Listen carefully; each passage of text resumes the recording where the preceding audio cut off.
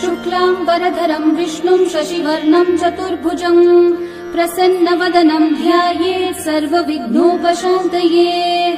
व्यासम् वसिष्ठनप्तारम् शक्तै पौत्रमकल्मषम् पराशरात्मजम् वन्दे शुकतातम् तपोनिधिम्। व्यासाय विष्णुरूपाय व्यासरूपाय विष्णवे नमो वै ब्रह्मनिधये वासिष्ठाय नमो नमः।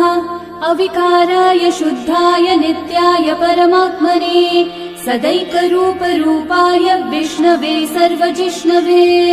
यस्य स्मरणमात्रेण जन्म संसारबन्धनात् विमुच्यते नमस्तस्मै विष्णवे प्रभविष्णवे। ॐ नमो विष्णवे प्रभविष्णवे। श्रीवैशम्पायन उवाच श्रुत्वा धर्मानशेषेण पावनानि च सर्वशः युधिष्ठिरः शान्तनवम् पुनरेव